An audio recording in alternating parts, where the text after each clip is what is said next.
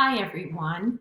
With kids being out for the summer and many of us being on a more relaxed schedule, I know that lots of people in the heat will be wanting to take their kids to the movies. And you probably know about this website already, but just in case you didn't, it is a must resource for parents and for people who really want to know the content of a movie before they pay good money to go see it.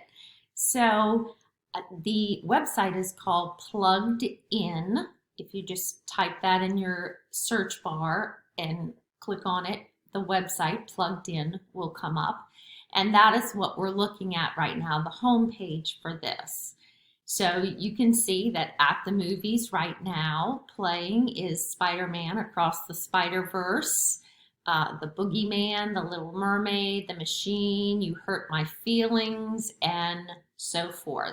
So if you click on one of these movies, whichever one you're interested in, like this one, I'm clicking on Spider-Man Across the Spider-Verse, it really gives you a breakdown. It's almost like more than you needed to know, but better to have too much information than not enough is, what I say.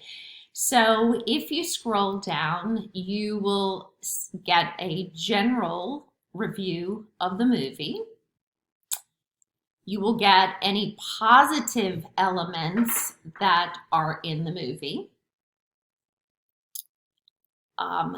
As a practicing Catholic, as a Christian, I like to hone in on the next few sections.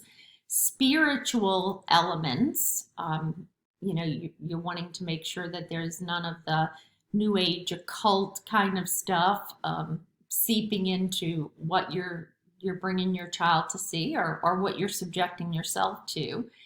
Sexual content, violent content, especially if you're bringing little ones to the movie theater. And then language, crude or profane language.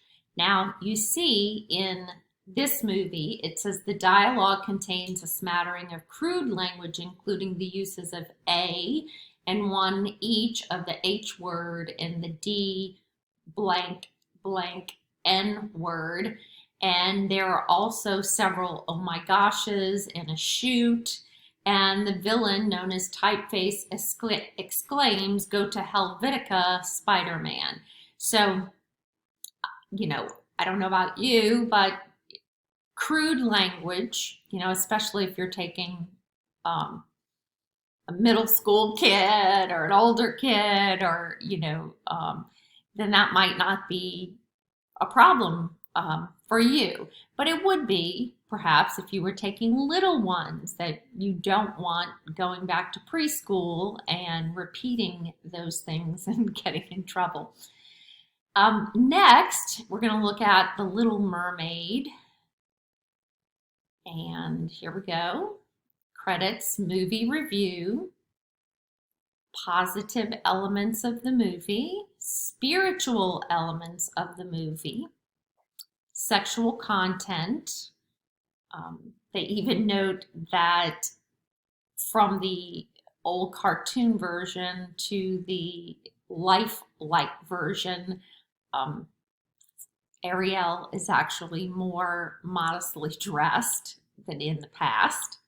So that's a good thing.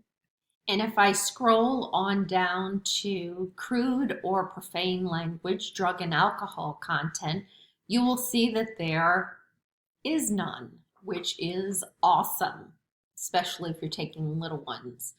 Now, recently, some friends of mine recommended Top Gun Maverick. I know it's not in theaters anymore, but it can be streamed, from my understanding. And I heard that it was really good, like as far as a redo or a comeback or a part two.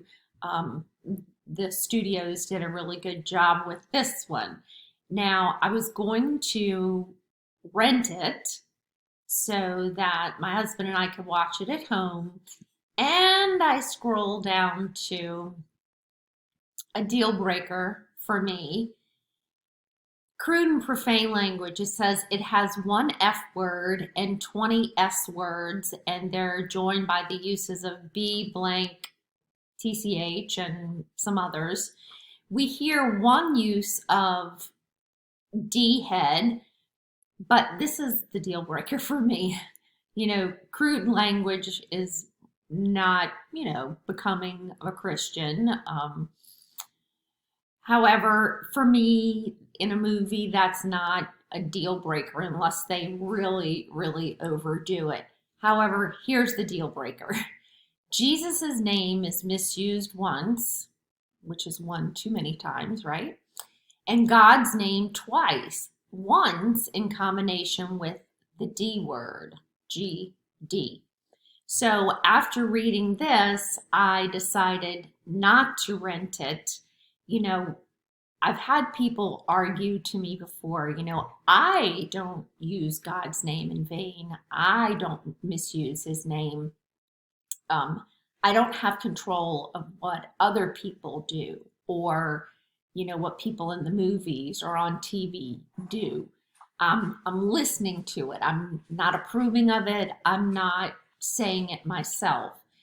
But really, I think, in my own opinion, if we are sitting through and listening to it, then we are approving of it just by our presence or our not protesting it. So, anyway, that is my own opinion. I hope that this will be helpful to you and that you will use it for yourself and your children frequently.